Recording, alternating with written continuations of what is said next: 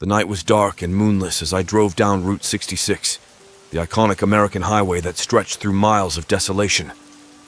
The road was barely illuminated by the dim glow of my headlights, and the surrounding desert landscape was a vast black expanse interrupted only by the occasional dilapidated building or rusted-out car. I had been on the road for hours, the relentless monotony of the desert wearing on my nerves.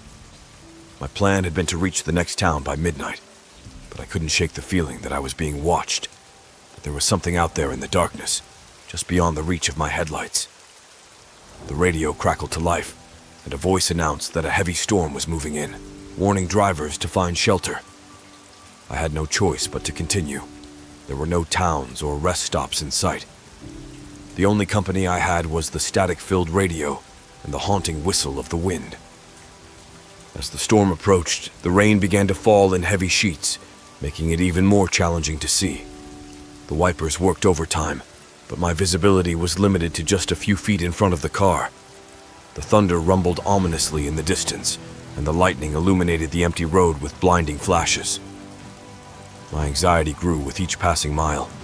I couldn't shake the feeling that something was terribly wrong. It was then that I saw it, a figure standing on the side of the road, partially hidden by the torrential rain. I slammed on the brakes, heart racing, and the car skidded to a stop. Through the rain-streaked windshield, I saw the silhouette of a woman. She appeared to be drenched, her long, dark hair clinging to her face. Her clothes were tattered, and she looked lost and terrified. Without thinking, I unlocked the car doors and motioned for her to get in. She moved slowly, her eyes never leaving me, as if she were assessing whether she could trust me. I couldn't blame her. I was a stranger on a desolate highway in the middle of the night. As she got into the passenger seat, I noticed that she was shivering uncontrollably. I offered her a blanket from the back seat, and she wrapped it around herself. Her voice was barely above a whisper as she introduced herself as Emily and thanked me for stopping. "Where are you headed?" I asked, my voice strained. She hesitated for a moment, then replied, "I need to get to the next town. It's important." I nodded and continued driving, the storm intensifying around us. The wind howled and the rain battered the car, creating an eerie symphony of sound. The headlights pierced the darkness, but there was something unsettling about the way the shadows danced in the rain-soaked desert. Emily was quiet, and I couldn't help but steal glances at her. Her face was pale and her eyes seemed to dart around nervously. I tried to make conversation, asking her where she had been before I picked her up, but she deflected my questions with vague responses. As we approached a desolate stretch of the highway, Emily suddenly spoke. "Please, you have to go faster. We need to get there as soon as possible." I glanced at her, confused by her urgency. "Is something wrong?" She looked out the window at the pitch-black desert, her voice trembling. "There's something out there, something that's been following me. We need to hurry." My heart raced, and I couldn't deny the fear in her eyes. I pressed down on the accelerator, the engine roaring as the car sped forward. The storm raged on, and the rain pounded the roof like 1,000 drums. As we drove, Emily began to recount a chilling tale. She claimed that she had been driving along Route 66 just hours earlier when she saw a figure standing in the middle of the road. She had stopped to check on the person, only to find that it was a man, covered in blood, seemingly injured. Frightened, Emily had tried to help him, but he had suddenly lunged at her with an otherworldly strength. She had managed to escape, leaving her car behind, and had been running for hours before I had picked her up. The more she spoke, the more my unease grew. The story sounded like something out of a horror movie.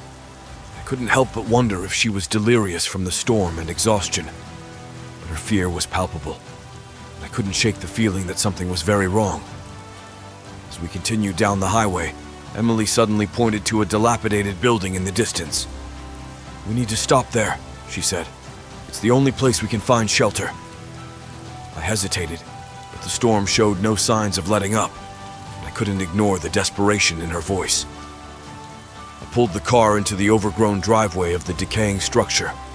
The building was a motel, or what was left of one. The windows were shattered, and the walls were covered in graffiti.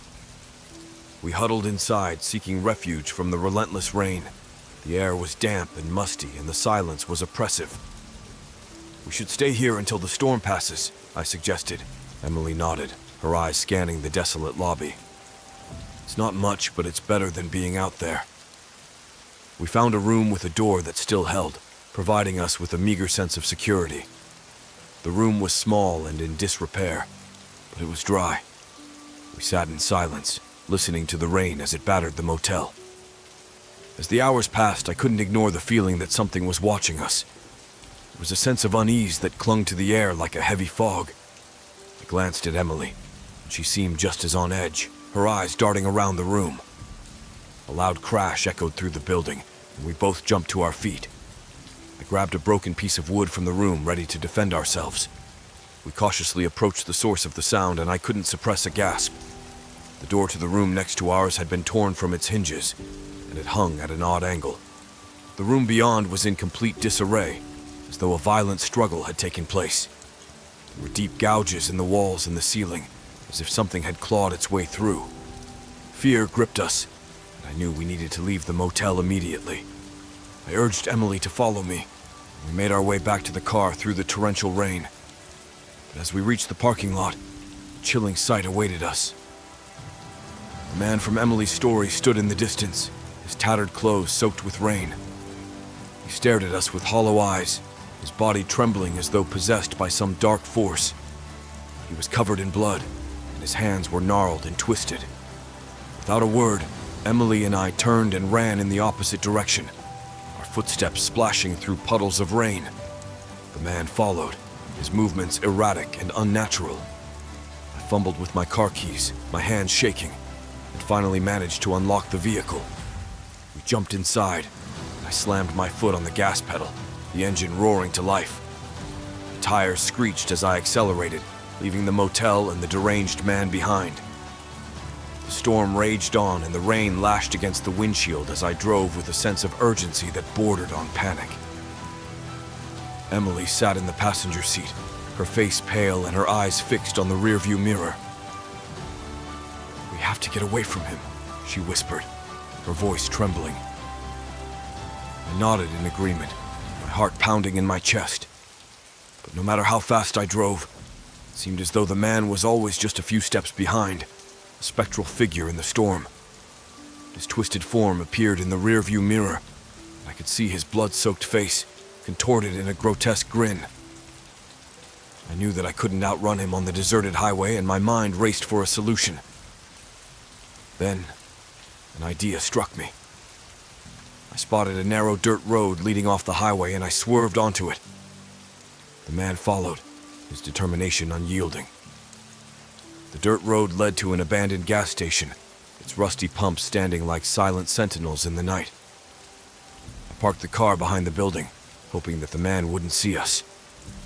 Emily and I huddled in the dark, waiting for him to pass by.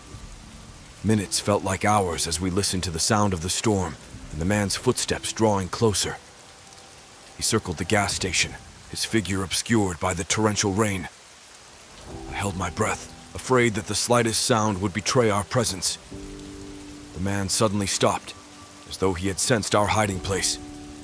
He turned and stared directly at the gas station, his eyes locking onto ours with an intensity that sent a chill down my spine. It was as if he could see us in the darkness, as if he were something other than human. I held Emily's hand tightly, silently willing the man to leave.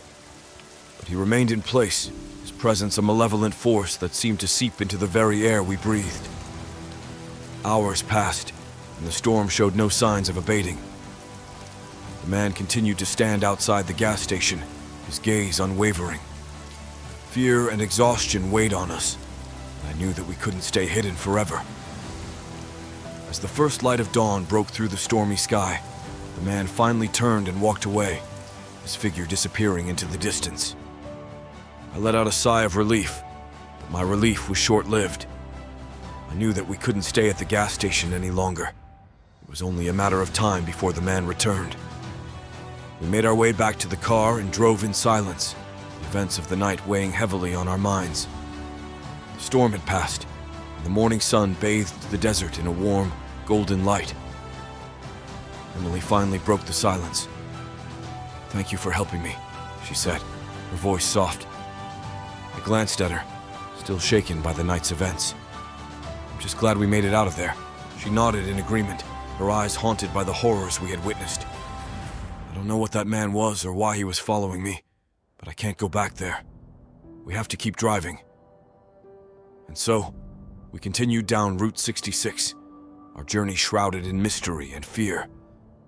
The events of that night haunted us, and the memory of the man's blood-soaked face and the abandoned gas station would forever be etched in our minds.